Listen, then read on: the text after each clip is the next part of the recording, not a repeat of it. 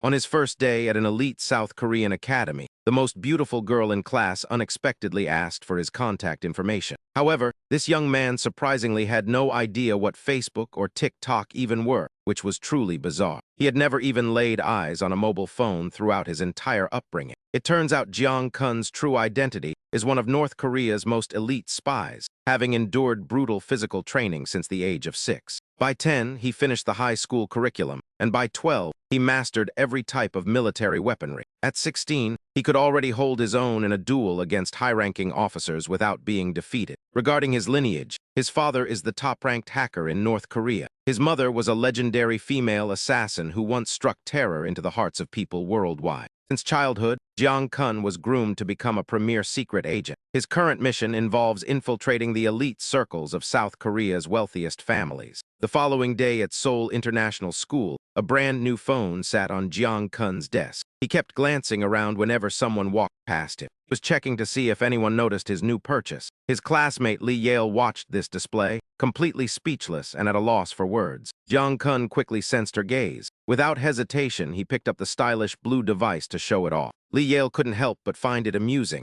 as he was bragging about a basic phone that everyone else already owned. Dong Ju turned around to strike up a conversation with Jeong Kun. "You're finally using a phone, I see." Suddenly, a red-haired youth approached and threw an arm around his shoulder, questioning Dong Ju while eyeing Jeong Kun. "Have you two become close already?" Dong Ju stammered that Kun would be tutoring him in math, while the boy beside the redhead narrowed his eyes at Jeong Kun. He did not back down, staring directly back into the other's eyes. The redhead patted Dong Ju's head and laughed, saying that was fine since he needed to study harder anyway. His expression suddenly turned menacing as he mentioned having business with the boy. Terrified, Dong Ju said nothing and immediately stood up to leave the classroom. The redhead gave an arrogant smirk, looking at Jeong Kun with pure derision. This individual is Gao Zhenshu. He is the CEO of GIU Jam and the second son of Assemblyman Gao Yongkan. A powerful political figure, he is currently the frontrunner in the polls for the next presidency. Jeong Kun shifted his gaze to the person standing next to Zhenshu. That was Huang Gaiyang, the eldest son of Huang Zaichun, chairman of the Daejeon Group, a top 30 conglomerate. The Daejeon Group specializes in the global sports industry. A faint smirk played on Jeong Kun's lips. He squinted his eyes and asked them if he should tutor them in mathematics as well. This infuriated the duo, as no one in the school had ever dared to defy them until Jeong Kun. Zhenshu walked away but told Gaiyang to ensure he didn't bother anyone, then placed a hand on Jeong Kun's shoulder. "Listen, transfer student, the most vital thing here is knowing your place." He leaned in close to Zhenshu Gaiyang's face and commanded him to stay quiet and avoid drawing attention. After speaking, he suddenly tightened his grip, squeezing the young man's shoulder with force. Jeong Kun's gaze instantly darkened, and a chilling aura emanated from him, making others shudder. His previously friendly gaze had turned feral, like a predator eyeing its prey, as he suddenly swung his arm. Gu Yang was struck before he could even process what happened, leaving a visible indentation on his neck. He had only used the soft part of his palm to strike. Otherwise, that fellow would have been sent straight to his grave. However, that was merely a scenario Jeong Kun had imagined, as assaulting a wealthy brat would only lead to immense trouble. At that moment, Gu Yang still had his face upturned, speaking to him in a commanding tone. "I told you not to draw attention, understood?" He didn't answer but simply smiled and asked what he meant by not drawing attention, while raising his left hand as the other man watched in confusion. His left hand slowly gripped the other's wrist before Jeong Kun suddenly squeezed hard, causing Gu Yang to feel an immediate, searing pain. His hand felt as if it were being crushed in a vice and was about to break, the agony forcing him to drop to one knee. Now his eyes held nothing but terror as Jeong Kun smiled and asked him if this was how people made friends around here.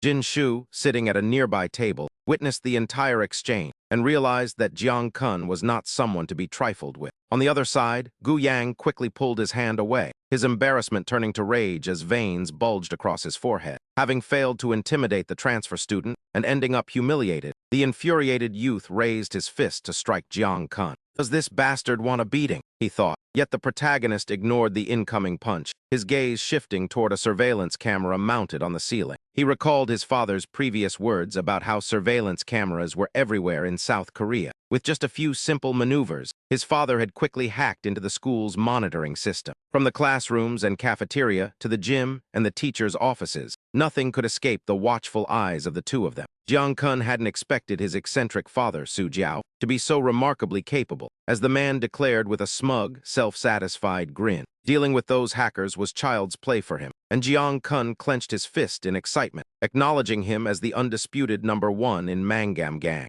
"Comrade, I knew you were the best computer expert in North Korea," Jiang Kun said, but his father turned to him with a warning, using that same tone again. "Fix your speech," his father commanded, to which Jiang Kun seriously replied, "Yes," before his father finally warned him never to resort to violence since everything was being recorded. Returning to the present, Gu Yang tried to strike Jiang Kun, but he dodged and placed both hands on the edge of the table, shoving it hard into the man's stomach. He was forced back and had to steady himself against a table behind him. Outclassed once again by the protagonist, he glared with fury, his face bulging with veins as he shouted, "You bastard, how dare you!" But facing the frustrated fellow, Kang Gan remained calm and silent. Suddenly, Li Yaluo shouted from behind, "Stop it!" Wu Yang was startled and glanced back. She spoke loudly to him, "Do you plan to lower yourself to that level?" Jin Shu suddenly interjected, "This transfer student really doesn't know our rules." He glared at Kang Gan with annoyance. In that case, he needs to be taught a lesson. Li Yaluo frowned and said, "I told you to stop because it looks so pathetic." "Hun Yang, that includes you." Finally, Wu Yang did not dare to go against her wishes. He gritted his teeth at Kang Gan and spoke threateningly, "I'll see you privately later." But the young man just smiled nonchalantly and asked, "Just the two of us?" When? The fellow was furious but could do nothing.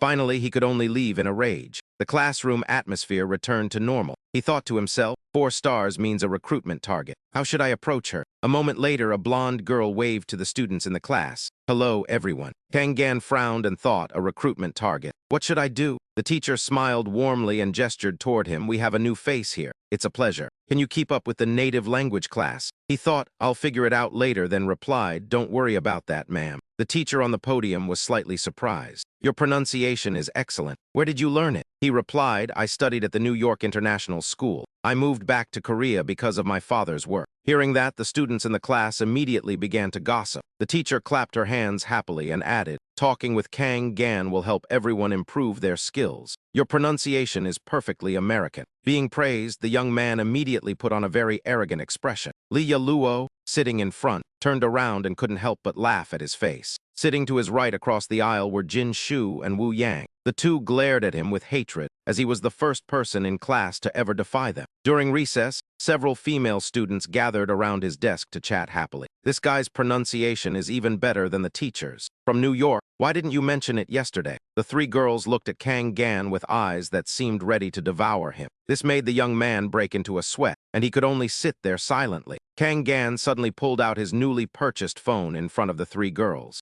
Suddenly, a hand reached out and took his phone. It was Li Yaluo. She examined the device and asked, "Is this from our company?" The corner of Kang Gan's mouth curled up as he thought, "I've successfully caught this girl's attention." He couldn't help but boast. "I have an Instagram account now," he said, which surprised her. "Really?" Curiously, she clicked on his profile, only to find it filled with photos of Kang Gan traveling with his parents.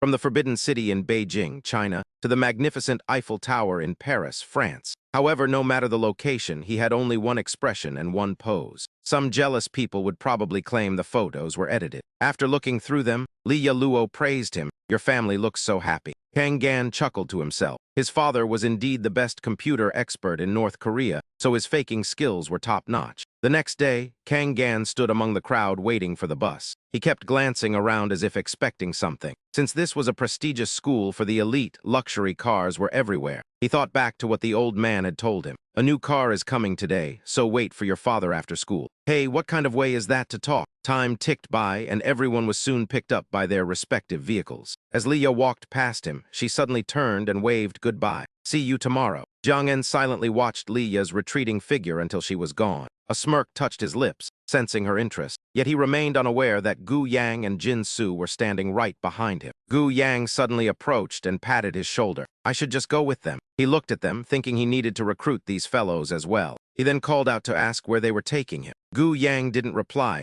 only turning back coldly to tell him to get in the car while he was still speaking politely. Without waiting for an answer, the two followed the bodyguard toward a yellow car parked across the street. A strange light suddenly flickered in his eyes. Indeed, this was a recruitment opportunity. To finish the mission, he followed them without hesitation. At that moment, the sound of a car engine roared. A red car appeared alongside the noise. The sound made everyone turn their heads to look. It was a red convertible speeding along at an incredibly high velocity. Yet with the driver's expert maneuvers, the car pulled over to the curb smoothly as everyone watched. The car door opened.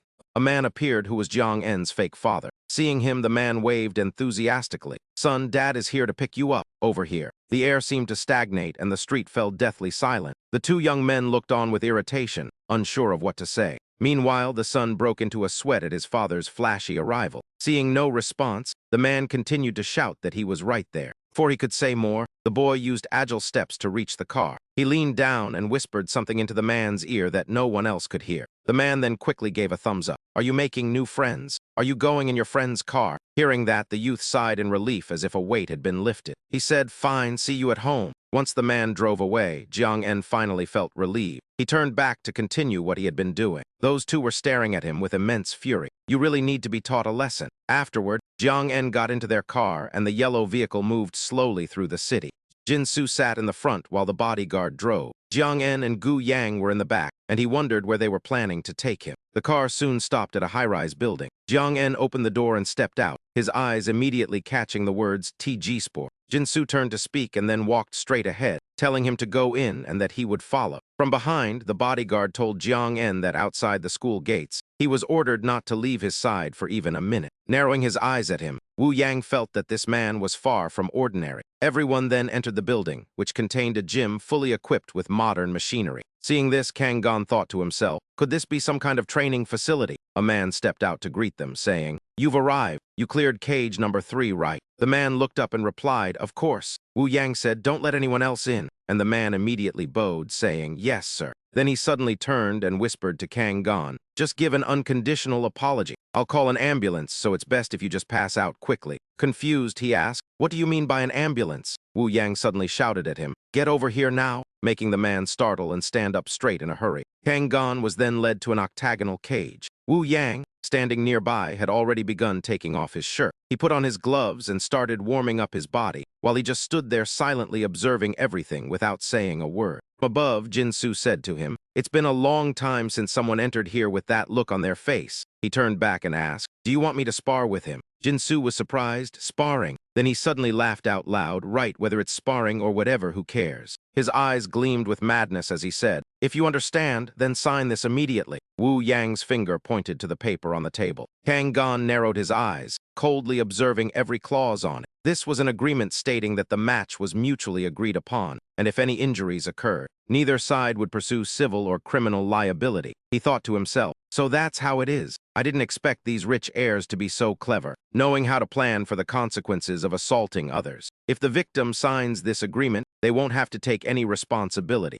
Kang Gon looked up and asked Jinsu, "You want me to sign this?" He grinned. "What's wrong? Are you afraid? If you kneel and cower like a dog, I'll let it go this once." He didn't answer, only looking at him with a cold gaze. Jinsu looked displeased upon seeing this. "Why is there no reaction? This guy is really strange." Kang Gon turned his back to him and asked, "Recording isn't allowed here, right?" Wu Yang frowned when he heard that. "What? You bastard, what are you talking about?" As Kang Gon picked up the pen to sign, he asked, "Is it mandatory for me to fight?" Jinsu sneered, "Have you been drinking too much foreign water that you don't understand the language? Our Wu Yang can easily defeat even Korean champions. If you get hit by him, you're dead." On the other side, Wu Yang had also finished all his preparations. He was delighted to be personally teaching Kang Gon a lesson, but he suddenly pushed the agreement in front of him. While taking off his shirt, he said, "You sign this too, hurry up." Inside the octagonal cage, Wu Yang stretched his shoulders while looking at him with a provocative gaze. Kang Gon didn't look at him, focusing only on putting on his gloves. He began to taunt him. "You dog, look at your face, you're completely frozen in place." He continued to warm up as he stepped closer to him. Kang Gon thought to himself, "What should I do with this guy? Normally, I could finish off these punks with just a single punch. However, since this was Korea, he couldn't act that way." In his mind, he began to envision the scene of their confrontation. When the man attacked, he would sidestep to dodge and seize the chance to strike his ribs with full force. Yet, he couldn't do that because such a blow would crush the fellow's internal organs into mush. Attacking the eyes was out of the question, as he didn't want to blind him. Even a strike to the groin was unusable because it was far too brutal. In his imagination, that guy would either end up dead or crippled. This left him quite conflicted. How could he possibly teach this brat a lesson? At that moment, Wu Yang lunged at him with a fist. Jiang Kun merely glanced over and clearly saw through every movement. He evaded the attack effortlessly without any trouble. Seeing this, the man followed up with another strike from his left hand, but he tilted his head to dodge, causing the punch to hit thin air. Realizing he wasn't like the others he had bullied, the man began to sweat. Even the bodyguard and Jin Shu started to view him in a different light. Gu Yang suddenly retreated a few steps. Taking a stance, he asked Jiang Kun if he had been training lately, but in response to his question, he remained silent without answering. The man gritted his teeth in anger, asking if he had gone mute. Yet Jiang Kun only replied with a cold, indifferent gaze. He gnashed his teeth as blue veins popped on his face. Infuriated, he charged forward to strike, shouting about what kind of expression that was. However, before he could do anything, the fellow took a sharp slap to the face. His movements were so swift that the man couldn't see a thing. Even Jin Shu and the bodyguard were clueless about what had just happened. Having been slapped by the protagonist, the fellow turned purple with rage, his eyes bloodshot. "You bastard!" he roared while rushing forward, vowing to kill him. But once again, Jiang Kun slapped the young man like a helpless child, and this time he still saw nothing. A heavy silence suddenly filled the room. Refusing to back down, he opened his mouth to scream insults at Jiang Kun, only to be struck again a second later, completely distorting his face. This time, the blow was so powerful that he could no longer keep his footing. The fellow quickly hit the floor, leaving only Jiang Kun standing. Thus, he had secured victory with just 3 simple slaps. Such an outcome left Jin Shu and the bodyguard utterly terrified. He told them there were no serious injuries, as he had held back. He then opened the cage door and stepped out, saying he would leave if there was nothing else. Jin Shu immediately shouted for him to stop. Hearing this, he frowned, wondering what else the man wanted. Jin Shu then descended to the lower floor and walked quickly toward him. Instead of being angry, he spoke cheerfully, declaring him his new right-hand man. Surprised, he asked what right-hand man he was talking about. Jin Shu excitedly told the nearby bodyguard how strong this guy was. Meanwhile, Jiang Kun remained utterly bewildered. A right-hand man? What on earth? Jin Shu slowly began to explain. "From now on, you'll be my right-hand man. You know who my father is, right?" Hearing this, he recalled his assigned mission and couldn't help but nod his head. He put his arm around his shoulder and said, "Let's go. To celebrate, I'll treat you to a feast." He thought to himself that he hadn't expected the mission to proceed so smoothly. It was surreal how everything went according to plan despite him just beating up the guy's lackey. That evening, as Jiang Zhen returned home, his mother met him at the door, asking if her son was back. His father asked if he had made any new friends today, to which he replied that he had. His mother smiled and asked about dinner, but he turned away slowly, saying he had already eaten with a friend. He mentioned he would rest early today, leaving the two looking at each other in confusion. Jiang Zhen went to his room and immediately collapsed onto the bed after closing the door, exhausted. He placed a hand on his forehead, realizing this mission was truly difficult. Recalling earlier, Jin Soo had taken him to a luxury restaurant and asked him if the place was nice. "This is where I usually come with my family, so eat as much as you want," he said. Jiang Zhen used a knife and fork to cut a piece of steak and slowly brought it to his mouth to taste. Unexpectedly, the flavor made him freeze because it was so delicious. The beef was cooked perfectly, tender and juicy, making it impossible to stop eating. Seeing this, Jin Soo laughed and asked what was with that expression. Jiang Zhen couldn't help but recall the arrogant Jin Soo from before, wondering if this was truly the same person. Jin Soo told him that being his right hand wasn't a big deal. He just had to crush anyone trying to climb over them, though no one like that remained now. While putting a piece of beef in his mouth, he replied that he didn't enjoy bullying the weak. The man continued, saying the weak didn't even dare approach him, so he asked about Donggu. Jin Soo paused, then remembered the name of the person with the eye patch, Jiang Donggu. He asked if Donggu was considered weak, then shared that in middle school he was part of his circle. Curiously, he asked what a circle was, and the man asked if he knew what an errand boy or a lackey was. Jin Soo clasped his hands and continued, saying his family was a top legal clan in Korea, with his father being the head of the Central Prosecutor's Office. Back then, before his father became a party leader, he did exactly as he was told, living cautiously. As Jiang Zhen listened, his expression grew serious until Jin Soo looked at him and said Korea was that kind of place. "A parent's influence is the true power," he said, making him realize the mission wouldn't be easy. Worried about Jiang Zhen, his parents entered his room to question him further. They asked what was wrong and told him to speak up if anything was bothering him. He calmly replied that it was nothing. However, his eyes avoided theirs as he didn't dare look at them directly. Korean society was too complex, completely different from what he had been taught. He clasped his hands together and squeezed slightly, finding it difficult to adapt. His father suddenly spoke up, telling him not to utter such weak words. You forgotten who you are, comrade? Hearing this, he instinctively straightened his back and looked up. His father's gaze fixed on Jiang Zhen, making him feel an invisible pressure. He immediately stood at attention to report, apologizing and promising it wouldn't happen again. Seeing this, his parents finally broke into happy smiles. In his room, Jiang Wen was tirelessly studying and familiarizing himself with life in South Korea. I am an elite North Korean agent in a South Korean shadow unit. Failure in this mission is strictly forbidden. Only then did his parents feel relieved enough to close the door and depart. The next day, Jiang Wen went to school as usual. Dong Jiu suddenly turned from the front desk to ask him, "Did anything happen yesterday?" He didn't reply, thinking to himself whether the rumors of the boy being a bully were actually true. Then he asked a question that made the boy flinch. "You were a thug back in middle school, right?" Dong Jiu stammered that it was when he was young and ignorant, and he wasn't like that anymore. He told him not to worry. "I won't make you run errands or anything like that." Then he gave a very confident thumbs up and asserted that they were friends. The young man broke into a sweat and remained silent. Meanwhile, Jiang Wen was certain the boy had been convinced. Good, it felt very natural. Dong Jiu was about to say something, but he turned back when he saw Jin Su appear. "Regardless, I'm just glad that nothing went wrong."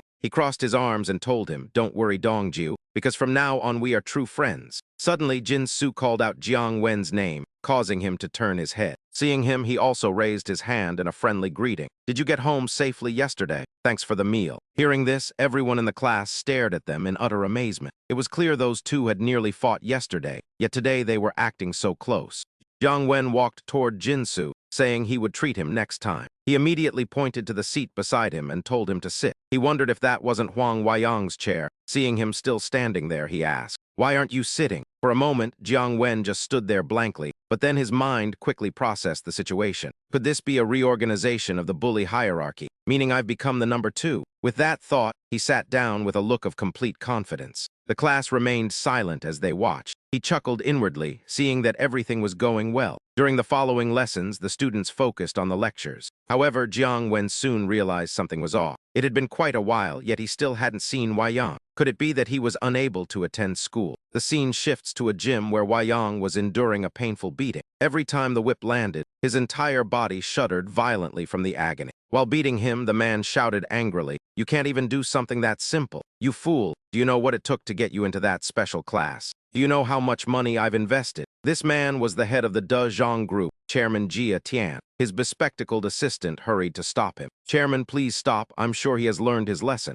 Jia Tian said irately, "This family will produce the next president in the upcoming election. Stay close to that guy, understand? If you have to, flatter him until your lips fall off. If you understand, then get out. I don't want to see you anymore." After he left, Jia Tian questioned his assistant. "Have you found them?" His eyes didn't hide his indignation. "What kind of family is it?" The assistant replied that they own a multinational corporation dealing in 11-coin cryptocurrency and protection programs. He added that their capital seems quite solid. Jia Zhan said to invite them to dinner. The assistant asked where the location should be, sir. He coldly replied that it would be right in this gym. Hearing this, the assistant bowed and said, "Understood, Chairman." The more he thought, the angrier he became. Just a complete nobody. Yet he dared to interfere in my business. Back at school, the classes had concluded. Before leaving, Li Yana waved goodbye to Kang Gang. "See you tomorrow." The bodyguard had been staring at him the whole time. Then he suddenly spoke in a strange tone. "Take good care of your parents." Hearing that, he only felt confused. Jin Su also said goodbye and promised to see him tomorrow. Watching them walk away, he thought to himself, "What does he mean by taking good care of my parents?" A while later, his father drove up in a red car to pick up Kang Gang. He pointed to the passenger seat and told his son to get in. The young man was speechless, thinking the old man was showing off a bit too much. That evening, while he was eating with his parents, a sudden knock came from the door. They went to open the door and found the assistant standing there. He introduced himself as being from the Daeyoung Group's secretarial office. His father replied with a friendly smile. "Yes, hello, what is the matter?" Kang Gang thought to himself that the Daeyoung Group belonged to Wu Yang's family. The assistant spoke in a serious tone, saying that his son had assaulted a member of their family. Upon hearing this, Kang Gang's parents turned their heads to look directly at their troublesome son. The young man broke into a sweat, wondering why they were snitching after signing the agreement. The assistant continued, saying their general manager didn't intend to escalate the matter. He simply wanted to meet for a meal. His father scratched his head and laughed heartily. "That's right, a little scuffle between children is no big deal." The assistant then asked them if they were free to leave immediately. In the end, he agreed to go. However, when Kang Gang tried to follow, his father turned back and told him to stay home with a serious expression. Seeing that, neither he nor his mother dared to follow. A short while later, the assistant led his father to the TG Sport building, gesturing for him to follow. Beside the octagon cage, someone was already sitting there waiting for him. He did not hesitate to follow the assistant into the training room. Chairman Jia Zhan smirked and said he heard his son was brutally beaten by the man's boy. His father remained silent. The chairman stepped down and asked how he planned to settle this. He spoke in a gentle voice, asking what they wanted him to do. Waiting for that, the chairman gestured arrogantly and told him to transfer his son to another school to settle the matter. He scratched his head and laughed it off. He feared that would be difficult, as the boy's mother insisted on the best school in Korea, and getting him in was quite a struggle. The chairman let out a cold snort upon hearing that, then slowly walked up to stand before him. His muscular, towering frame stood a full head taller than the father. He looked down at the man and growled that he should have listened while he was speaking kindly. Yet the man showed no fear and stared directly back at him. "Don't do anything we'll both regret." Suddenly, the chairman swung his hand and slapped him across the face. Despite his mouth bleeding from the blow, his gaze remained entirely unafraid. Seeing this, he grew even more enraged at the bastard. He then unleashed a barrage of strikes that forced the man to collapse, supporting himself with one hand on the ground. Grabbing the man by his hair, the chairman declared that they were finished for the day. With a terrifying glare, he ordered that the boy be transferred to another school immediately. "Otherwise, I'll ensure he can never set foot in this country again." "Understood." He then coldly threw the man to the floor. "Make sure to give him a generous sum for medical expenses and compensation." The assistant bowed and replied, "Yes, Chairman." Shortly after, the assistant drove Kang Jen's father home. As he stepped out, the assistant handed him a stack of checks, each worth 10 million won. "Please take this, it's for your medical bills." Seeing the man's silence, he added, "I suppose this isn't enough for you. Just so you know, calling the police is pointless since our corporation funds them heavily." The man turned away and replied, "That won't be happening."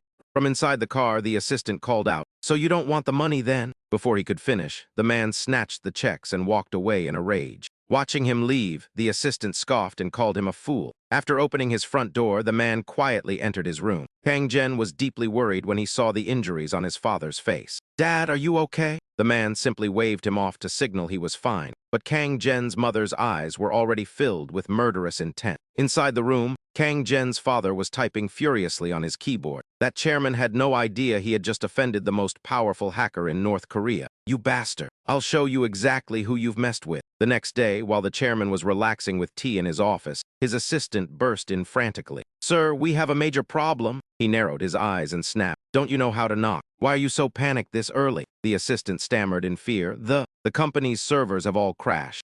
What is the IT department doing?" "All their computers are dead too. Every service portal is paralyzed and customers are flooding us with refund requests." At this point, he could no longer remain calm. He immediately grabbed the phone to demand an explanation from his staff. On the other end, a voice replied, "Chairman, we're in serious trouble. The bank just called. All of our accounts have been frozen." "What?" Upon hearing this, he could no longer hide the anxiety in his eyes. By evening, after pondering for half the day, the chairman still couldn't fathom what had happened. Suddenly, the office door was pushed open.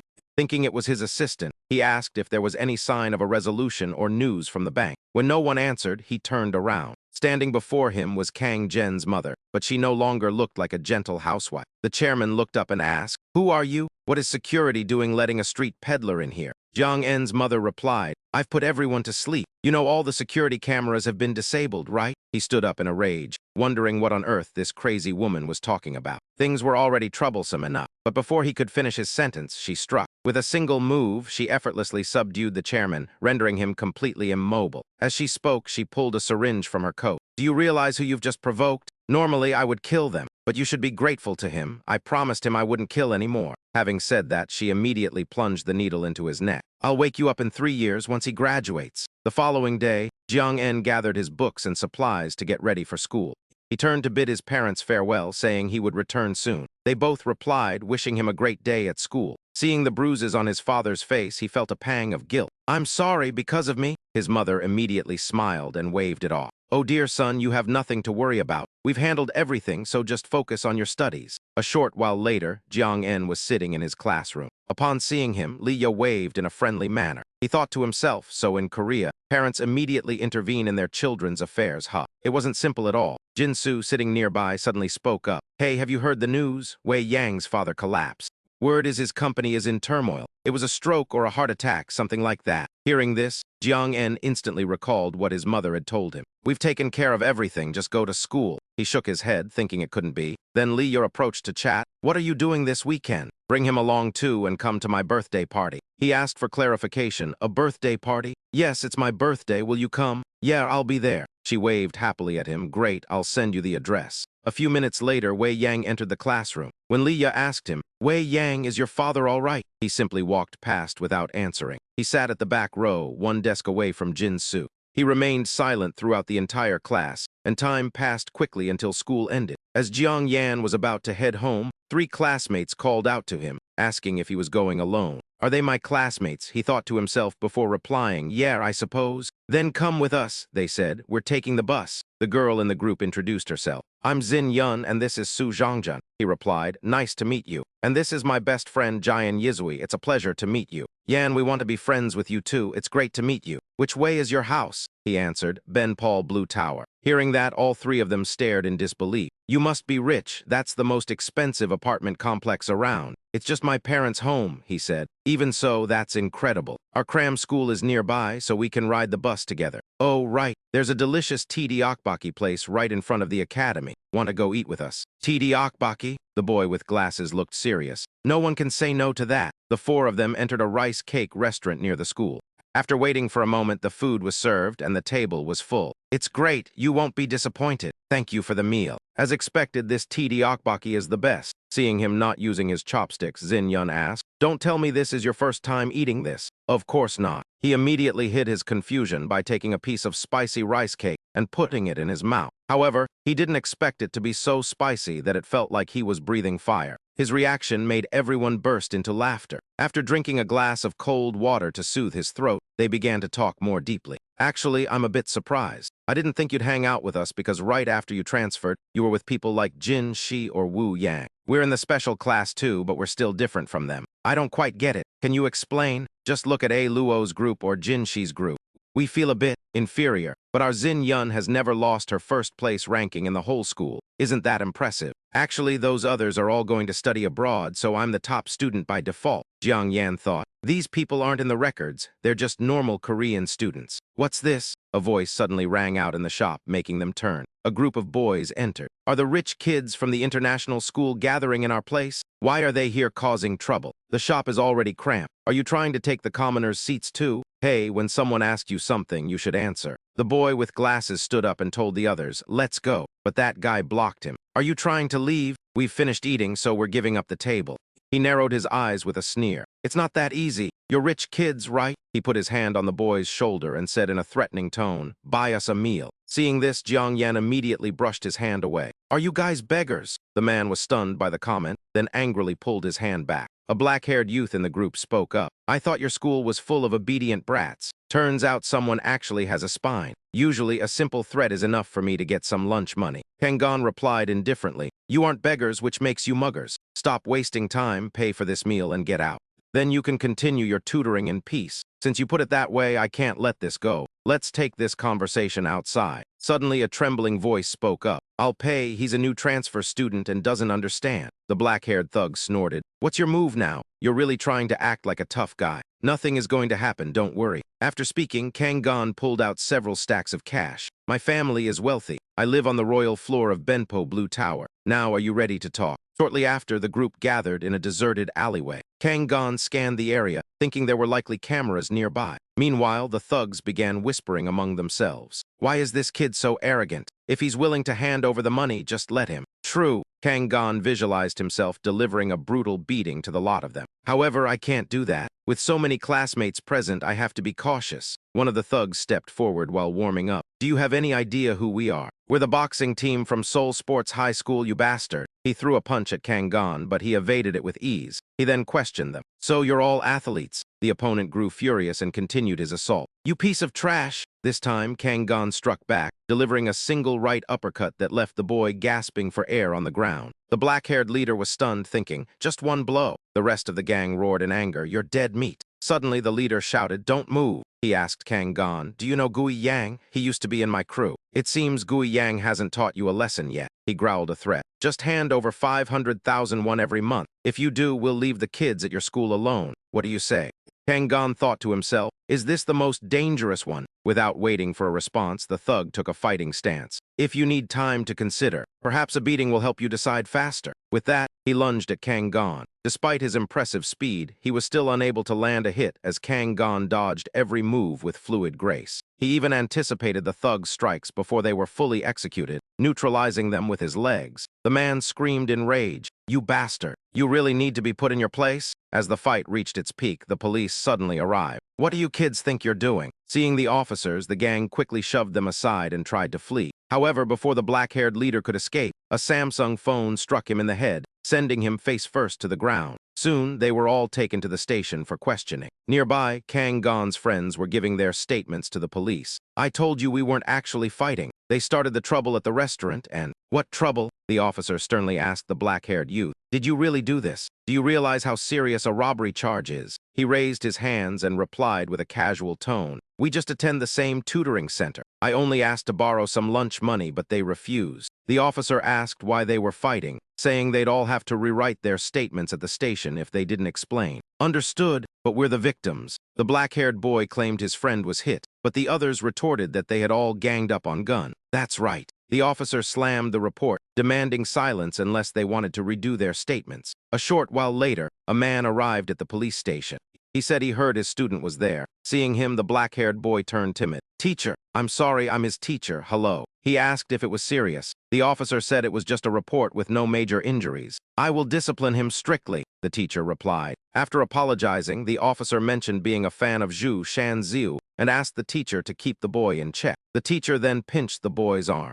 He scolded the boy for fighting before his debut match. Then his gaze shifted to Jiang Gun. Jiang Gun met his eyes without any fear. "Follow me, you brat. I can walk myself." Only 4 people remained. The officer stated they could only leave once their parents arrived. That evening, Jiang Gun's father took him home. During a family meeting at dinner, his father asked, "Comrade, do you know what you've done?" He apologized, but his father insisted it was unacceptable and should have been settled earlier, noting that Korea is an information-based society.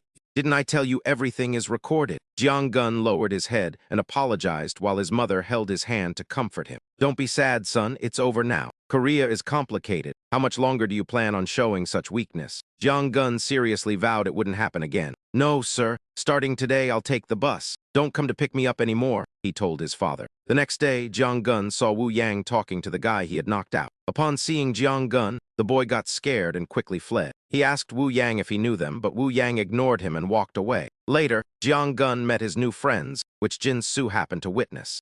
In class, Jin Su asked why he was hanging out with that group. "Is there a problem? They are all our classmates after all," Jiang Gun replied. "Friends should be of the same class. Being with them just lowers your standards." Jiang Gun was confused about what Jin Su was trying to imply. Jin Su warned him not to be an eyesore. Later, Jiang Gun got a text from Li Yala about a party at the Heaton Hotel, including a map location. Jiang Gun saw Li Yala smiling at him from her desk while holding her phone. He raised his own phone and gave her a polite smile in return. Jin Su, sitting nearby, let out a cold snort. At noon, Jiang Gun was serving himself lunch in the school cafeteria. As expected of an elite school catering to the wealthy, every dish was delicious and nutritious, making him eat as if he were starving. Seeing him, his new friends intended to approach and chat. However, they left upon seeing Jin Su there. Jin Su set his tray down, warning him not to show any weakness. "Because you're too soft, they cling to you like leeches. Those penniless wretches are starting to act like a pack of hyenas."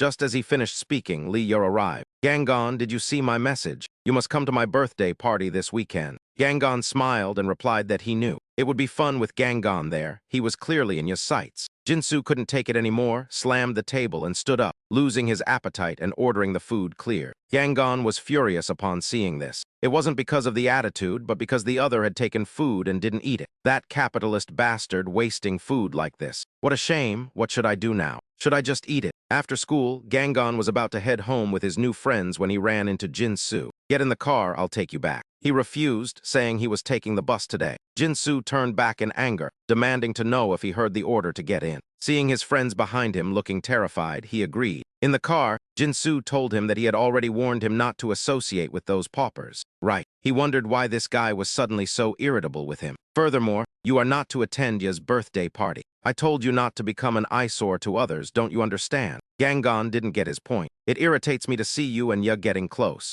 What on earth? What is this guy rambling about? My family and Yas are very close. Gangon thought, so it's that kind of relationship. Is this some sort of signal? Jinsu continued, saying she would be his in the future, yet she was paying attention to someone like him. It's a blow to my pride, obviously. Seeing no response, he asked, how is it? Are you unhappy? Gangon questioned if that was why he wanted to deal with him. Let me out here. Jinsu frowned with a look of displeasure, asking if he was acting tough. He suddenly glared and told him to stop the car. Seeing that look, Jinsu didn't dare say another word. Stepping out of the car, he turned back and remarked that friends shouldn't act this way toward each other. Inside the car, Jinsu screamed at the bodyguard to take care of that guy. He demanded he be eliminated immediately, but the bodyguard replied it wasn't his job. What, do you want to be fired? The one who hired me isn't you, but your father. Jinsu pulled out his phone, calling him insolent and saying a servant must obey his master. Hello, father, the bodyguard won't listen to me. He then handed the phone to the man, telling him to listen. Yes, I've received the order. Yes, I understand. Afterward, the bodyguard went out and called Gangon back. Student, come back and apologize for your mistakes. I don't want to be accused of laying hands on a child. That guy is truly pitiful. What did I do wrong that I must apologize? This isn't a matter of right or wrong, but a matter of power, Gangon replied calmly. Is that so? Then there's even less reason to apologize. Many people are watching and there are cameras. Will it be all right? He pointed in another direction. Follow me. I saw a spot over there while passing by. His gaze gradually turned cold. Let's go there to finish this. Surprisingly, the bodyguard did not follow Gangon. He returned to the car and sat in the driver's seat. Jinsu angrily asked him, what are you doing? I told you to teach that guy a lesson. Many people are watching and there are cameras. He furiously grabbed the bodyguard's shirt. What the hell are you saying? We should drag him elsewhere to beat him. I cannot leave the person I'm protecting and go far away. You call that an excuse? Get out right now and deal with him. Your father said there isn't much time before the election. He also told me to be careful and avoid unnecessary trouble. If you set a private meeting another day, I'll deal with him for you. Hearing that, although Jinsu was extremely unwilling, he ultimately didn't dare disobey his father. I don't like anyone here. Afterward, Gangon walked straight home. Behind a wall, someone was secretly watching him. He was the black-haired guy from the bullying group the other day. He was talking to someone on the phone. Does this guy really live here? Seeing Gangon approach, he immediately revealed himself. We're not done talking yet. Understand, who is this kid? On the phone was a picture of Four Eyes who had been captured by his people. Follow me, you bastard. 30 minutes later, Gangon was led to a deserted factory area. He quickly saw his four-eyed friend sitting fearfully in a corner. The black-haired guy turned back and said to him, earlier I was worried you wouldn't come here. What business do we have with people like you? Let him go, he warned Four Eyes. You know what will happen if I call the police. The girls you hang out with will also be involved, understand? Gang, I'm sorry, He patted his shoulder to comfort him. Just stay here for now, come with me. Right after saying that, Gangon immediately rushed off with extreme speed. In the blink of an eye, the black-haired guy was punched by him and sent flying into the wall. It was so fast that the rest couldn't react at all. Next, he took down each one. Each person collapsed on the spot with just one punch. Finally, only a blonde-haired guy remained. He was so scared he screamed, "What the hell are you, you bastard?" The result was still being punched by Gangon until his face was unrecognizable. At this moment, the black-haired guy slowly regained consciousness. Seeing the scene before him, the fellow's face turned pale with fear. Gangon coldly said to them, "If I just leave it like this, then you guys will continue to bother us, right?" Gangon looked around for a moment and discovered some pieces of wood on the ground. He immediately picked up a piece of wood and stepped on it to break it, taking a few sharp splinters from the broken part. Then, he threw the piece of wood behind him. The black-haired youth was terrified but still talked tough, swearing he wouldn't let this go, yet he was slammed to the ground before he could finish. "You claimed to be a boxer, didn't you?" he asked while crushing the boy's hand and slowly pressing a wood splinter against his finger. "Dong Jun, wait for me outside." Once Dong Jun had departed, Jiang Zhen began his retaliation, warning that if the bully ever laid a finger on his friend again, he would face dire consequences. A blood-curdling shriek echoed through the factory, making Dong Jun tremble as a wood splinter was driven into the bully's pinky, leaving him a sobbing, bloody mess. Jiang Zhen warned him that this was only the beginning, with the splinter only 3 centimeters deep. Any further harassment would result in the same for his remaining fingers and toes. Is that clear? Make sure we never cross paths again, understood? After Jiang Zhen left, those feigning unconsciousness whispered in fear about how terrifying he was while he walked away in thought. He wondered if he had gone too far since they were only children. Upon reaching the exit, he assured Dong Jun that he no longer had anything to fear. Putting an arm around his friend, he asked him to keep the incident a secret. He then asked if he wanted to go grab some delicious tteokbokki. The next day arrived at school. Dong Jun still appeared quite hesitant when speaking with Jiang Zhen. He simply thought to himself that at least the situation with the bullies seemed to have been resolved. Suddenly, Jin Su approached Wei Yang and ordered him to clean the gym that evening. He then turned to Jiang Zhen with a mocking smirk as Jiang Zhen watched him silently. Everything seemed much simpler now. But surprisingly, Wei Yang actually refused when Jin Su commanded him to clean the gym that night. "You know my father is hospitalized, right? I have no time for this nonsense," Wei Yang stated. Jiang Zhen saw this and mockingly asked if things weren't going as planned. "You bastard, just you wait. Once I find..." Jin Su was furious at his indifference but couldn't do anything as Jiang Zhen walked over to Wei Yang. "Why did you treat Dong Jun like that?" Before he could explain, Jiang Zhen gripped his shoulder tightly and warned him never to touch them again. "And I'll be using the gym today, because I think I need to settle the rankings," he said, his eyes shifting toward Jin Su. Outside the gym, a bodyguard waited by a yellow car, thinking he'd have to hit some kids. But honestly, they weren't exactly normal children, so he felt no need to apologize. He told himself he couldn't possibly lose to a mere high school student. But as someone approached, the bodyguard was startled to realize it was an old acquaintance. "It has been a while. I heard you left the company," the man said. The bodyguard quickly bowed in apology, but the newcomer told him there was no need. "It was just a job with poor pay, I understand. How is your mother?" "Of course I know. You were one of the most talented young agents, so your sudden resignation was quite a shock." "I apologize. I heard you had gone abroad, so I didn't think I could reach you," the bodyguard replied. "I never knew when I would return from my overseas assignments, so it couldn't be helped. But why are you here? You should know this involves matters of national security." "Apologies, I've likely spent too much time in the field and lost my tact." "Not at all. I actually wanted to ask you something. Are you aware of the CEO Huang incident?" The bodyguard replied that he'd read the news. The man was comatose from a brain hemorrhage. "That's right, yet orders are still being handed down from the higher-ups." The bodyguard's eyes widened in surprise. "They say it might be Shadow's work." "Shadow? Not that Shadow. That's not all regarding the previous DDoS and hacking attacks." The man spoke with a deep frown. "They suspect the North is behind it. You've heard, haven't you, that Zero is from the North?" The bodyguard broke into a sweat, asking if he meant that hacker, Zero. The man felt this was utterly absurd. Shadow vanished a decade ago, so why reappear now?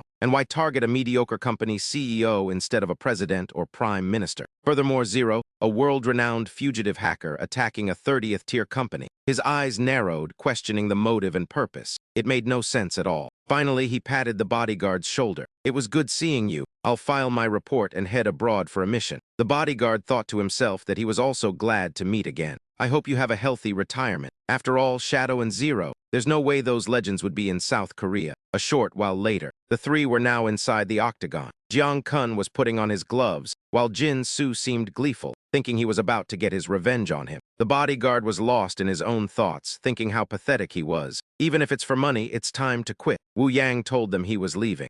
Jin Su asked why he was leaving so early and told him to stay and watch. "I let you use the gym and gave you a ride. That's more than enough. Are you still mad? After I crush this guy, come back and be my right-hand man." Wu Yang coldly replied to him that he wasn't interested. Seeing that, he couldn't help but curse inwardly at the ungrateful bastard. Then Jiang Kun suddenly asked Jin Su if he would become his lackey if he defeated that man. Hearing this, the young man was furious. But before he could react, he continued, "You keep bringing one person after another, claiming each is stronger than the last. So when will it end? Fighting here is pointless." Jin Su confidently declared that he could never win. He said his bodyguard was once an agent for the National Intelligence Service. Jiang Kun frowned, asking if it was true. This was going to be fun. The bodyguard told him to apologize to Jin Su immediately, and he'd act like this never happened. He suddenly asked if the man had any self-respect left. A man who claimed to be an agent, yet beats up kids for money. From your perspective, I suppose it would look that way. I don't want to do this, which is why I'm giving you a chance to retreat. What if I refuse? Then there is no other way. I'll go easy on you, so don't get hurt. If you use those amateur moves, you'll be injured.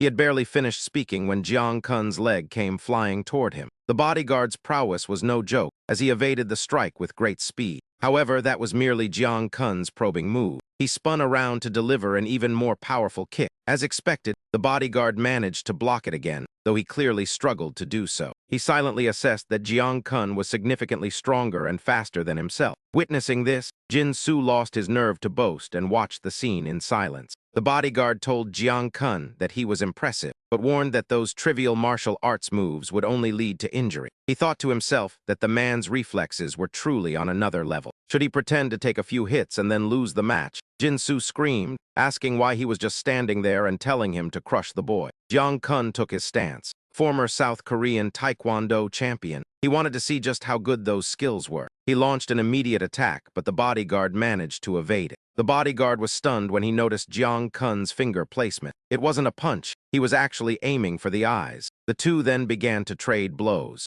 Bodyguard grabbed Jiang Kun's collar, intending to perform a side throw. However, Jiang Kun used his legs to neutralize the throw and seized the chance to strike the man under his arm. The bodyguard clutched his wound in pain, wondering what kind of monster this was, as it wasn't normal martial arts. Jiang Kun thought that if he didn't go all out, the man wouldn't go down. Seeing them stop, Jin Su shouted. He demanded to know what they were doing and told the guard not to hold back. He ordered him to kill the boy, but when Jiang Kun turned to glare at him, the brat immediately shut his mouth. The battle resumed as the bodyguard lunged forward with attacks, yet Jiang Kun countered every single move. Jiang Kun then swiftly used a neck lock to bring the bodyguard to the ground. However, the strike seemed to have little effect on the guard, and the two separated once more. He wondered if the man could actually withstand that blow. He asked if the guard had been holding back his punches. He noted that the man now realized he wasn't skilled enough to be lenient with him. The man wondered if he had realized it. He apologized for underestimating him just because he was a student. He then asked if the man would finally start fighting seriously. The bodyguard suddenly told Jiang Kun that he admitted defeat and that there was no need for an apology. Jin Su raged, asking what he was saying and telling him to fight with everything he had. He asked if the guard wanted to be fired. The bodyguard told him to stop as well and said he would resign. Before departing, he made sure to speak to Jiang Kun. He expressed his desire for a proper rematch in the future. Naturally, it would be outside the ring if they ever crossed paths again. Jiang Kun simply smiled without responding. Now, only he and Jin Su remained inside the training hall. He told the boy they needed to talk and wondered what he should do with him. The boy asked if he dared to lay a hand on him, boasting about his father's identity. He was the presidential candidate for the Liberal Party. He mentioned that in 6 months, his father would become the president of this country. He warned him not to touch him, but when he saw Jiang Kun raise his hand, he didn't dare say another word. Jiang Kun thought about how the brat kept prattling on about his father. He was nothing more than a spoiled child. He contemplated whether he should just finish him off right here. After all, the boy had treated him to a meat dinner once. Seeing Jiang Kun hesitate, he assumed the youth was afraid. He called him a bastard and said it was a wise choice, telling him he better listen. He suddenly reached out and grabbed his face. "Are you always such a coward?" Despite his terror, he remained defiant. "You're the one who's scared, aren't you? Just as I thought, you don't dare touch me." "Is that so?" he said as his grip slowly tightened. Feeling the pressure, Jinzai began to stammer, "I can't breathe." The agonizing pain brought tears of regret to his eyes. Feeling it was enough, Jiangzhen released him. "Let's stop here. This should be enough for you to understand." Jinzai remained stubborn. "You bastard, I'll tell my father, and for someone like you, one word from my father is all it takes. You brat, I'll kill you." But moments later, he was forced to yield. I won't do it anymore." Jiangzhen looked at him. "There's still fire in your eyes. It seems you'll just cause trouble again. Listen closely. I can make you suffer to the absolute limit without leaving a single scratch. I can turn every day you spend at school into a living hell. Of course, you won't just sit still. You'll likely use your father's power as you brag to seek revenge. Am I wrong? And when that happens, do you think I'll tremble in fear? Do you really think I look like that?" Jiang Zhen stared directly into his face. "I came to this country to make friends, study hard, and get into a good university.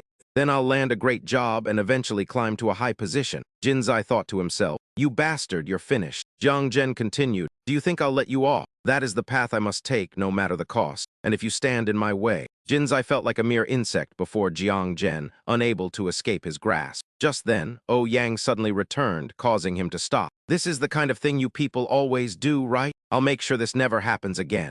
Watching them leave, he thought, is this enough? It still feels a bit lacking. The next day at Seoul International School, Jiang Zhen arrived at class only to find Jinzai absent. Is Gao Jinzai not here today? Maybe I should have just finished him off. Li Yala asked, you're coming to my birthday party tomorrow, right? Don't forget. He smiled and replied, of course. Meanwhile, at Jinzai's house, Father, I'm telling you your son was beaten. He kept shouting at his father. Father, please. This man was the chairman of the Liberal Party, Gao Yangzhan. Resting his head on his hand with eyes closed, he said, seriously, skipping school and now this.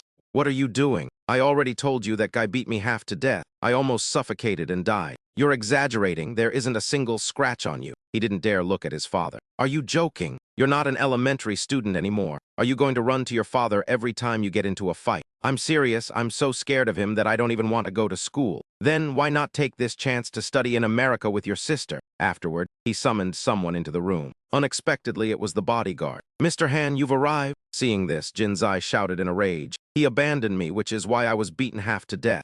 His father barked, shut up. Do you know how much effort I spent to bring Agent Han here? Learn to show some respect. I apologize. I've spoiled my youngest far too much, raising him like a prince until he became this fragile and unruly. Han replied, as you previously stated, if I continue to serve as your son's protector, I will be handsomely rewarded. No, it's not that. I was just curious because he keeps pestering me. Do you know anything about my son being beaten? How could you let him get hit right in front of you? Han didn't hide the truth and recounted the event. It's true, father. I told you that's exactly what happened. Afterward, Han spoke to him with a grave expression. I advise you that it's best to avoid a conflict with that student. Surprised, he asked, why? Han replied honestly, because I am not even certain I could defeat him without using a weapon. After hearing this, the father told Jin-soo that with the election less than 6 months away, many politicians' careers have been ruined by their children's school violence scandals. Do you really want something like that to happen to your father? Furthermore, if he is strong enough to challenge Agent Han, you should turn him into an ally. If you cannot even manage to do that, then how do you expect to follow me into the world of politics? Jin-soo remained stubborn, muttering that the boy was simply being arrogant. Enough, I no longer have time to listen to your complaints. He made his final decision. This matter concludes here. The scene shifts to the Xuan Hotel, where Jiang En is strolling around with his phone. Is this the place where Jin-soo treated everyone to barbecue last time? Upon seeing him arrive, someone announced that he was 30 minutes early and they were still preparing. I came early to avoid being late, he replied, while wondering how the man knew him. Had he been investigated? Please come inside and have a seat for now. Compared to his last visit, the interior was completely transformed. Lia Lau was already inside waiting for him. And you're quite early. Well, do I look pretty? He found himself nodding reflexively. She couldn't help but laugh at his reaction. Thank you, the others will be arriving shortly. Please wait a moment while I finish applying my makeup. Afterward, Jiang En walked to a table and sat down to wait. On the other side, several other guests were engaged in lively conversation. A moment later, Jin-soo also appeared at the party. Seeing him, the crowd quickly gathered to strike up a conversation. Jin-soo, how have you been lately? At that point, Lia La stepped onto the stage to speak. My father was supposed to give a congratulatory speech, but he adamantly refused. If my father had come, I'm sure the adults would have swarmed the place immediately. Regardless, I have prepared a truly special event for today that is guaranteed to leave everyone breathless. It will be a once-in-a-lifetime experience that no one will ever forget. Jiang En sat in a corner, still feeling out of place in this kind of environment. From the doorway, a beautiful girl entered, and upon seeing her, Lia La rushed over to greet her with a friendly voice, while the other guests also quickly moved to say hello. Seeing that the others had moved away, Jin-soo couldn't help but brag. Before long, that seat will be mine. You realize that, don't you? It's still not too late. If you beg for my forgiveness. But when he saw Jiang En reach out his hand, the boy fell to the ground in fear, and at that moment, the lights in the room suddenly went out. He thought in a panic, wondering what was going on. A power outage in South Korea. What is this? A terrorist attack? Or perhaps a hostage situation? Who is the target? Have the guards not arrived yet? Seeing a dark figure nearing the two girls, Kang Gon acted instantly.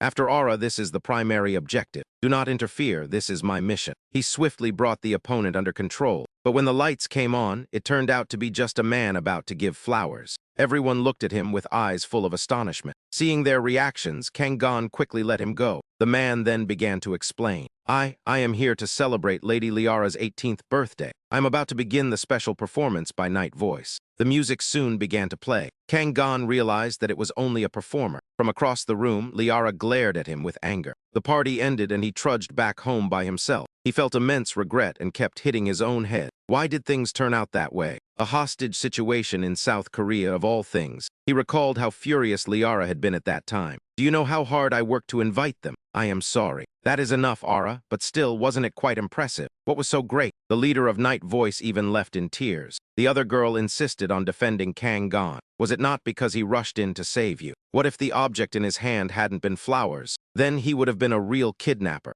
Just how dangerous was it? Yet he didn't hesitate at all to rush forward and shield her. He's quite cool, isn't he? Li Yala thought it made perfect sense. The two girls laughed while looking at Kang Yan, leaving him completely confused. That girl was actually Han Jeju, the daughter of the current South Korean president. The next day at Seoul International High School, as soon as Kang Yan arrived, a group of girls surrounded him. You were so cool yesterday. Are you some kind of flirting expert? So everything has been settled, right? Is today the first day you two are officially dating? Li Yala waved her hand and laughed. Oh my, who is this? It's not like that. When he returned to his seat, Jin-soo told him, know your place. You're the one who ruined Yala's birthday party. What, are you planning to pick a fight with me again? Just try it, kid. But when he reached out his hand, that guy reacted like a cat whose tail had been stepped on. Everyone watching this scene was left utterly bewildered. He asked him, do you like Yala that much? If so, be a man and say it directly. Don't beat around the bush with excuses and cause trouble for everyone else. Midterm exams are coming up, so don't mess with me. My goal is naturally to get the highest score. In the blink of an eye, the exams arrived, and Kang Yan sat in class focusing intensely on his paper. He moved his pen across the page so rapidly that everyone turned back to look. When the rankings were posted, the results did not disappoint him. First place, Kang Yan. Second place, Shen Juna. Third place, Jiang Donggu. Up to this point, everything was progressing smoothly. The scene shifts to Incheon Airport for the Asian International Mathematics Olympiad held in Jeju. Kang Yan would participate as the school representative, and Han Jeju was going as well. This was a fantastic opportunity. Fortunately, after the previous incident, my relationship with her had become quite good. Seeing him, Han Jeju approached to say hello. Nice to see you. How have you been lately? Yes, senior. If anything happens, you'll protect me again, right? My dark knight. Then she encouraged everyone, don't be too stressed. We are representing South Korea, so let's do our best. The group shouted in unison. Yes. Kang Yan looked around and silently counted in his head. There were 10 people in total. They were Han Jeju's bodyguards. Among them was a scarred young man who made him feel a sense of pressure. This person's gaze was definitely not ordinary. Kang Yan quickly avoided the other's gaze, not daring to look directly. It was indeed level 0, with no risk at all. The 11th Asian Mathematics Olympiad was sponsored by the Sunshine Group. The teacher was encouraging the students. Everyone, please head to your rooms to rest. The competition officially starts tomorrow and lasts for 2 days. On the final day, there will be a tour. As you all know, if you win, you will receive many bonus points for your university applications. Give it your all. To get into a prestigious university, I must win. Why are you suddenly so fired up? Of course, I have to win, but it will be difficult because your opponents include seniors from the 11th and 12th grades as well. Are you really that confident? As for math, he couldn't help but recall the time he underwent training in North Korea. Was it because of that dream that I am reminiscing about the past? The man who had spoken with Han also appeared here. He had just received some news. Someone is targeting the young lady. He spoke with the scarred bodyguard, saying he had heard much about him being a talent who only wanted to stay in the security detail. It is an honor, senior. Have you ever considered joining our side? We are currently short on personnel capable of handling field operations. If South Korea has need of me, call me at any time. You truly impress me. After this task is completed, let us speak privately. I understand, so I shall take my leave. Z486, recheck the rooftop and the fire escapes. Z3579, verify the number of people entering and exiting all gates. Z10, come with me to inspect the elevator to the 22nd floor. Z4, check the young lady's room once more. He thought to himself, the rumored Sergeant Jin Zio, you have certainly piqued my curiosity. Regardless, I have a bad premonition this time. Despite deploying the entire security team, why do I still feel so uneasy? The scene shifts to the hotel, where Gang En was assigned to a room with his squinting friend, Dong Gu. He told him that if it was inconvenient, he could stay in a separate room. It is not that. I was simply afraid that you might feel uncomfortable. We are friends, so there is no inconvenience. Instead, I will take the bed by the window. Training in South Korea is entirely different from the training I once received. I heard that outside the capitalist hub of Seoul, other regions are impoverished and lacking. But why am I having such disrespectful thoughts? I must not doubt my motherland. Dong-gu asked Gang In. This is your first time in Jeju, right? Then on the final day of sightseeing, let me be your guide. There are many interesting things here, and the food is absolutely delicious. Have you been here many times?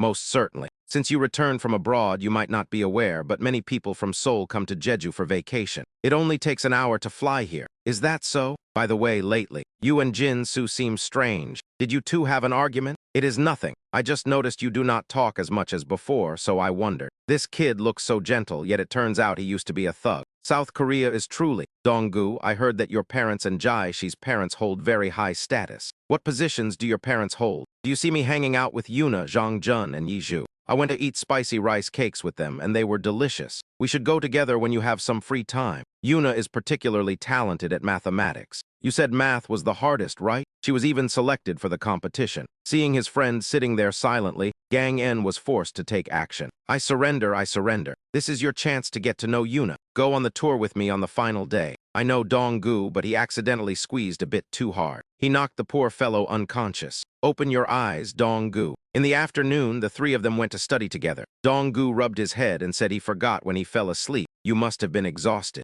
The 11th and 12th grade seniors did not come. They mainly want to compete with rivals of their own caliber, so they likely do not enjoy studying in a group with us. Why does my throat hurt so much? I feel as though I am only here to serve as their background. With such outstanding representatives available, why did they even bother calling us here? They must have summoned us because there is work to be done. Kang Gong handed the two of them a stack of papers. This looks just like a practice exam. These are the questions from the international mathematics competitions held over the past 5 years. Aren't these exams prohibited from being leaked? Do you mean you found each question online and compiled them? Or did you actually aggregate all of this information by yourself? Did you even scour through foreign servers? This was prepared by the fake father for Kang Gong. You are determined to win this competition, aren't you? If that is the case, let me get this year's exam questions for you to study. That is not it. Why? Is your goal not to become the champion? I am capable of winning through my own strength. I see. If that is the case, let me assist you a little. First, we must clearly identify who the test maker is. Next is to understand their methodology and gather similar problems. This is quite interesting. Seeing his frenzied expression made him break into a cold sweat. At that moment, a girl suddenly approached their table and spoke in Japanese. Excuse me for the intrusion. When he saw her face, Kang Gong was utterly shocked. It was number 13. Why would number 13 appear in this place? His three friends whispered to one another. What is this girl saying? I do not understand Japanese. Kang Gong suddenly spoke Japanese, startling the other two. How can we help you? Could you please show me where I can plug in my phone charger? I only realized my phone was out of battery after I arrived. You can go to the convenience store to charge it. The two of them thought to themselves that he was truly skilled at communication. He is even fluent in Japanese. I am not familiar with the streets. Could you lead the way? Since I am not proficient in your language, I feel a bit hesitant. What are you guys discussing? She asked me to accompany her to the convenience store. You two stay here and continue solving the problems. I will return shortly. Suppose at this moment, Gong was not fluent in Japanese, what would have happened? The two walked toward the shore and number 13 turned back to ask, Are you doing well, Kang Gong? Our last encounter must have been 5 years ago, right? He did not reply. His heart was filled with deep reflection. Those children who once endured harsh training together had silently vanished one by one without a single word of farewell. Why did they disappear? Where are they now? I once asked myself those very questions, but regardless, I must find the answer. I do not believe they deserted or hid. Simply existing in that place was already too difficult. Number 13 asked him, What is your name? Kang Gong, that is a lovely name. His hands tightened. And what about you? How have you spent your days? Number 13 replied in Japanese, My name is Tomo. It is a pleasure to see you again. Even if it is a bit late, it is time to return. Before departing, Tomo warned him, Please be careful. Be careful? Could it be related to the mission? Kang Gong returned to the library. Why are you back so late? Since I was out, I took a breath of fresh air for a moment. You sly fellow, you told us to study while you.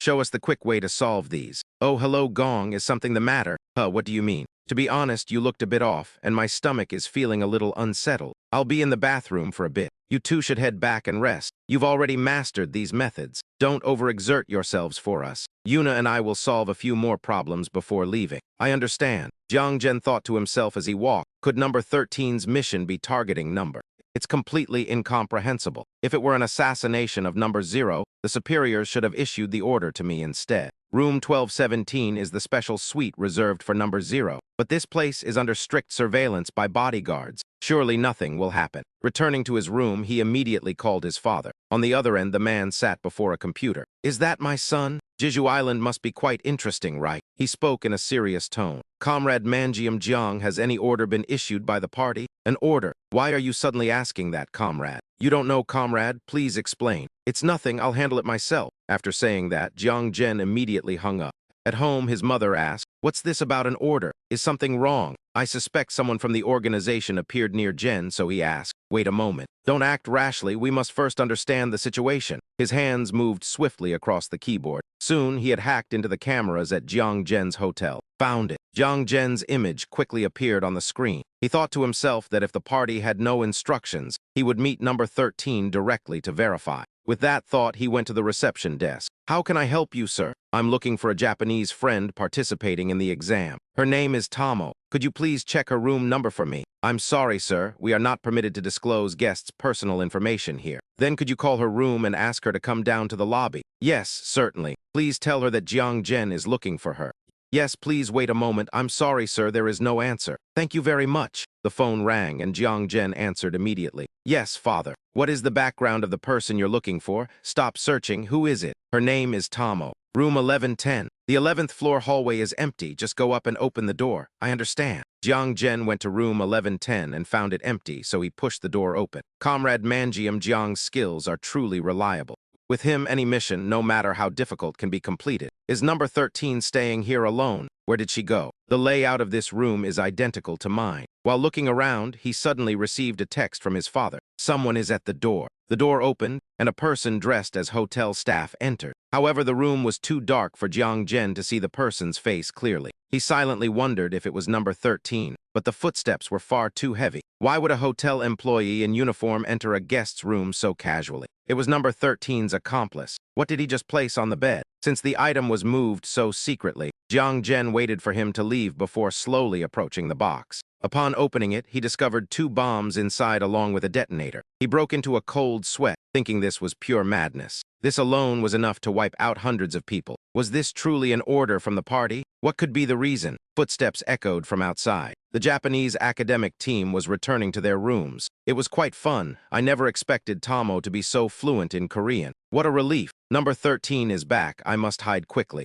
Thinking fast, he immediately snatched the detonator from the box. Tomo entered the room and quickly sensed that something was amiss. Jiang Zhen was currently hiding out on the balcony. Realizing Tomo was approaching, he clenched the device in his teeth and leaped down to hide in a blind spot. When Tomo opened the door, she saw nothing. Jiang Zhen then used his limbs to create friction and slide down safely. Looking up, he couldn't help but sigh in relief. Suddenly, a man's voice rang out. "Hey, student, what are you doing here?" He narrowed his eyes and repeated, "I asked what you are doing here." I hadn't sensed his presence at all when he appeared behind me. "You look suspicious. What are you doing here at this hour?" Fortunately, it seemed he didn't see me jump. In that case, Jiang Zhen countered, "You're the suspicious one, sir. Who are you?" "I'm a 10th grade student from Seoul International High School. I'm here for the math competition." "What about you? Why are you here?" "I mean, why would a student in the competition sneak out to such a deserted place at this time?" "Who's sneaking?" "I wasn't sneaking around. I was just heading to the convenience store for a late-night snack." Just then, a scarred bodyguard approached and whispered to him, "I have something to report." After listening, he left immediately, not forgetting to warn Jiang Zhen, "Go back inside quickly. Stop wandering around." He thought to himself that was almost a disaster. He left in such a hurry, but what orders did number 13's side receive? On this side, he was questioning the bodyguard. "Are you certain?" I heard that an outsider has breached the hotel's server system. That hacker has now wiped all traces and vanished. Have you tracked him down yet?" "I'm sorry, this is beyond our capabilities." "Take the young lady to safety immediately. This place has become dangerous. If she refuses to go, I will contact the higher-ups. Hurry." "Yes, sir." Once the guard left, he called someone. "Hello, Director. This is the head of organizing committee number 3. I've received intelligence that they've deployed a hacker. First, please ask the young lady to cooperate with us for her safety. Contact V1 and send Team 3 here by dawn at the latest." Among the contestants in this competition is the son of Zai Long, the 7th-ranked member of China's Qinghua Party, and the daughter of Japan's Deputy Foreign Minister Tanaka. Furthermore, our own young lady is here. His gaze turned sharp. That alone is enough to fracture the relations between the three nations, isn't it? Yes, I understand. I will prioritize safety above all else and cancel the competition if necessary. Wen then pulled out another phone and spoke to the person on the other end in English. John, as you mentioned, Shadow and Zero might be in South Korea. Just as you predicted, they seem to have made their way there. By evening, Dong-gu was fast asleep, leaving only Jiang-en lost in thought within the room. I should ask Comrade Ma Jiang to verify this, but no. First, I must meet number 13 to clarify the party's directives. If by some chance the party has ordered the destruction of this place, then this is clearly no ordinary assassination mission. If the command is to eliminate all those children, what am I supposed to do? His hands involuntarily clenched into fists. Why are you so anxious? Are you planning to become a traitor? You must obey the party's orders for the sake of the Republic. Suddenly, an object flew toward Dong-gu as he slept on the bed. Jiang-en realized it was a tranquilizer dart. Tomo appeared outside the window to reassure him. Rest easy, there will be no killing, so do not worry. This conversation shouldn't be overheard by others, right? Number 7. I have come to reclaim what belongs to me. Jiang-en asked, is this truly an order from the party? I am asking, was this command really issued by the party? Would the party order the slaughter of innocents? Answer me, is this truly the party's command? I need confirmation. I will contact the party to verify this. Tomo shouted enough. Her gaze turned cold. Those who obstruct this mission will be executed on the spot. Having said that, she immediately lunged at Jiang-en without hesitation. Are you attempting to betray your country? Jiang-en hurriedly dodged. Listen to me first. Stop talking nonsense. I will personally report my actions to the party. Have you ever heard of Comrade Ma Jiang? The one assisting me is Comrade Ma Jiang. Out of necessity, he could only restrain Tomo. If I can find Comrade Ma Jiang, I can contact the high-ranking party leadership. Something is wrong with this mission. Let me check. The orders remain the same. I just verified it. It's impossible. I am here. Why the bombing order? While Jiang-en was distracted, a tranquilizer dart was plunged into his leg. At that moment, a classmate's voice called from outside. Jiang-en, Dong-gu, what are you doing? Come out quickly. Seeing this, Tomo immediately seized Dong-gu as a hostage. Hand over the remote or this child dies. You know 2 doses will cause fatal shock, right? Outside the door, the girl kept calling for Jiang-en and Dong-gu. Open the door, it's an emergency. Inside the room, Jiang-en slowly lowered the detonator to the floor, but a second later he crushed it without hesitation. Tomo screamed in rage, you traitor. He warned her that if she killed the child, she would die as well. Ultimately, Tomo did not dare harm Dong-gu. She nonchalantly opened the door and walked out, leaving the girl outside speechless with shock. She wondered what they had been doing inside that took so long to open the door. Jiang-en stepped out and asked what was happening. The girl explained truthfully that the chairman's daughter said everyone must evacuate the hotel immediately. She said it's an emergency, but I know what's going on. Has South Korea discovered it too? Everyone must gather in the lobby now, but where is Dong-gu? Are you all right? Why does your face look like that? Dong-gu is sleeping. I'll go wake him up. The girl thought to herself, is Dong-gu with you? Unfortunately, the sedative began to take effect at that moment. Kanggun quickly collapsed to the ground, unconscious. Upon waking, he discovered that he and Dong-gu were in a different room. The teacher entered and asked, are you awake? You were sleeping so deeply. I had to rush to the emergency room yesterday thinking something happened to you. But where is this place? The teacher sighed. Yesterday, they suddenly told us to move, forcing us to leave a wonderful hotel room for this cramped location. What about the other children? They've already gone to the math competition. I stayed behind just for you too. Changing hotels and the math competition? Before the teacher could finish, Kanggun hurriedly dashed outside. Where are you going? Relying on his memory, he immediately ran to the hotel, but it was now surrounded by police, making entry impossible. This is a restricted area. Please turn back. He scratched his head and said, I'm a student participating in the math competition. The competition started a while ago and you're only arriving now? You cannot enter. We had to move suddenly yesterday and I couldn't pack. I just want to go back to my room to get my things. Is that okay? The officer thought for a moment and agreed. Just pack your things and leave immediately. Thank you, Kanggun thought. Is it safe with this level of security? No. If I were Agent 13, as long as my identity remained hidden,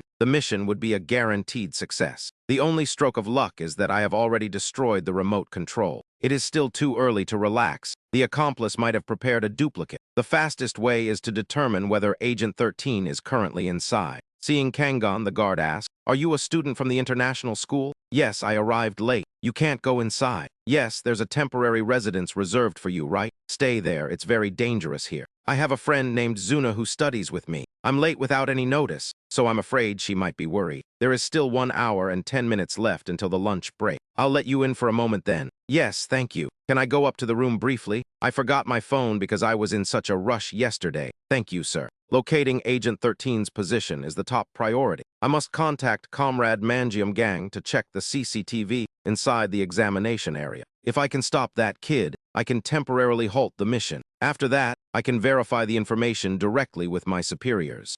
If the target is priority 0, I will personally eliminate her. There is no need to increase the number of senseless sacrifices. However, as soon as he entered the room, Kangan saw a familiar figure from behind. It was the mother from his mission. Why are you so disorganized that you didn't bring your phone? My son, do you have any idea how worried I've been? She hugged him to offer comfort. Nothing bad will happen, so don't worry about anything, my son. There's nothing left to worry about. Son, you don't need to concern yourself with anything. Your mission is to make good friends in South Korea, so you just need to focus on that. Do you understand what I mean? This is the end of the video. Thank you and goodbye, everyone.